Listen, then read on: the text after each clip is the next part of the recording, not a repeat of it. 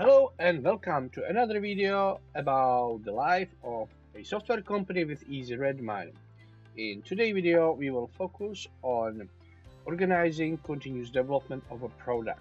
This video typically follows the video where we introduce how the demand for new feature requests may happen.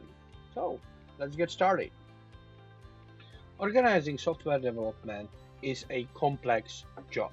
We have new feature requests coming in, we have bugs, we have customer feedback, also we have our strategic plans what to develop to our product. So let's have a look how it can be organized. In my case, I have a project here and I'm managing whole product development here under product management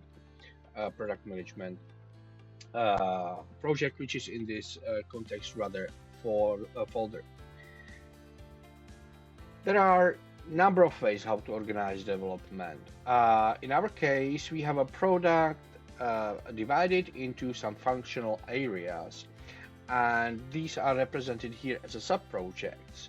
In this case, again, we shall understand them rather as a folders. And on my top level view, I can see that those functional areas are managed by different teams. Task management and client zone development is delivered by the red team, while resource management is delivered through the green and purple team. These dashboards may include various things as you know it, but the real execution of the day-to-day work is organized on these functional areas, folders, projects. So let's have a look. So first, let's have a look on how the things are organized in VBS. In our case, each functional area is divided into main operational areas: feedbacks, bugs, discoveries. By the way, these discoveries we were working with in the previous video about feature requests. So represents different discipline. Additionally, we are using trackers here to distinguish the typical user story and epic in order to understand the complexity of the work and helping us to understand the priorities and different items in the backlog. The second view we will look at is here roadmap. Its functionality in Easy8 called milestones, and product management uses milestones which represents versions to be released to specify what increments, the software pieces, will be released in what version. They will take importance also later on when we will be talking about quality management practice. We also see some clients with a little bit less agile approach that they use versions, roadmap, milestones to organize and plan the development. And finally, we will have a look on Kanban. Our Kanbans in Easy8 are pretty flexible. I can set the Kanbans based on number of parameters. In our case, what we did here is that I can see a Kanban typically for features and bugs in one, because those tasks are typically subject of the daily stand-ups. And I have here separately a discovery, which is about the feature request, which is a little bit different discipline, but also organized by the tech teams, and we talked about them in the previous videos. Talking further about the Kanban functionality and work, what we may notice here is that both Kanbans has totally different columns because they represent different kind of job, different process. So it's naturally. Kanbans in Easy8 have possibility to easily define what is in my backlog, and then I'm just simply working with those software pieces, drag and drop from one column to another. In my case here, what would follow up is that the exact developer would be found. The developer would set up his branch in source code management application, and that all will be shown in the next video. Last thing which I would like to mention, that working with Easy8 Kanban would be comfortable if you are familiar with Jira-like operations, where task is only the entity and subject of planning and development, and the experience in Easy8 Mind can be very familiar, very similar, and so comfortable for experienced Jira users. Okay, that was using Kanbans. In Easy8 Mind, we have other way to organize the work, and it is typically for teams which are following the Scrum methodology, and it's called Scrum boards. So Scrum boards can be found in the hamburger menu, and it takes you to the Scrum dashboard. Now, all the work in Scrum is organized through three basically boards. The first is product board, which typically serves to the product managers, and it serves to prioritize and split and estimate the work. Then we have a sprint overview boards, which is about to plan what is coming to the next sprint. And finally, there are team sprint boards, which is actually decomposing the work even further to different pieces and is very interactive through its collaborational whiteboard. So, if I follow to the product backlog board, which is here, I see a couple of things. First, I have inbox. Many people can bring uh, things to the backlogs, right? And it is important in Scrum to understand that tasks are just inputs to development team. And in Scrum, we are drilling them down to the product backlog items, aka PBIs. The product manager here basically has two options how to work with the inbox. The item in inbox can be trashed.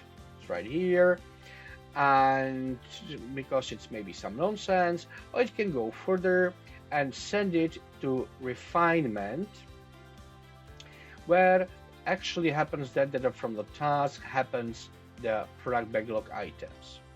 Before doing that, let me explain a couple of differences between product backlog items and tasks.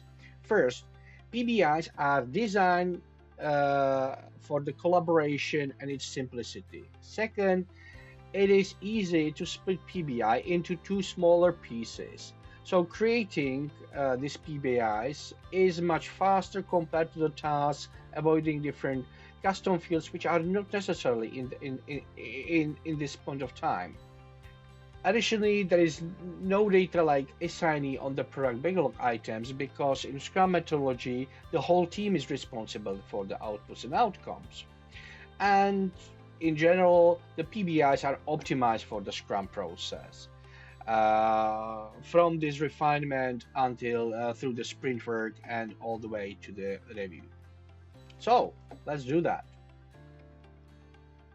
Okay, so let's work Scrum way. I will make a little bit more space for myself. I will grab the task, which can come, for example, from support, about adding new personal contact to a account, and I drop it into to refine where my product management work starts. I may discuss this with team. I realize that this is a really big one because I have some a large number of story points or different metrics, and so I decide to split it into two different product backlog items because there might be something related, for example, to partner accounts or to client accounts, and we need to do it a little bit different. So I split the PBI. I can see that now I have two PBIs related to that. I add some additional information, and I can actually say that the refinement work was done. I move these to product backlog items as refined.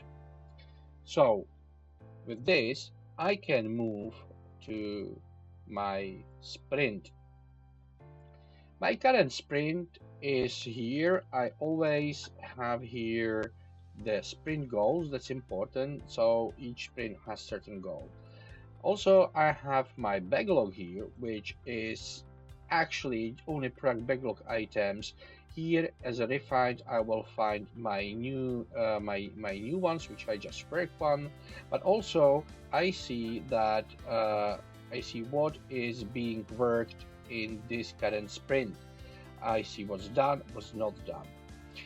Now I can actually go and see more operational details of the current sprint on the third board, which is serving for a really daily collaboration of the team. Here I see that actually every item which is in production has its own swim line. It's not only the item itself, but there are also other sticky notes which may contain whatever. It can be some technical aspects which I need to deliver for testing. It can be even ordering pizza if you want. And again, I am moving my sticky notes or the whole product backlog items throughout the realization. This is how I manage. This board is highly collaborative. It's really real time, and it's typically a whole team is looking at it. But let me go back here. I have the sprint overview, and in certain point of time, I need to close the sprint and plan the new one.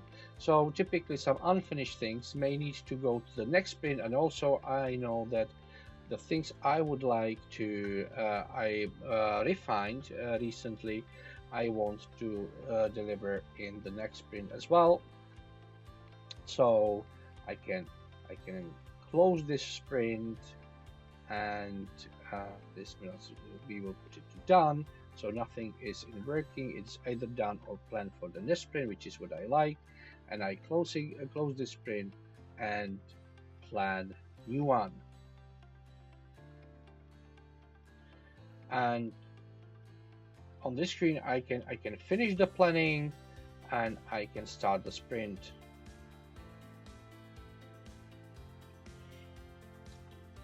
And I'm new sprint.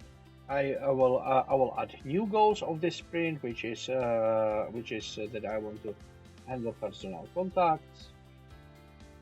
Add maybe some other goals. I have here my PBIs, which I planned on working. And this is how we work with Scrum. So let's recap what we've seen.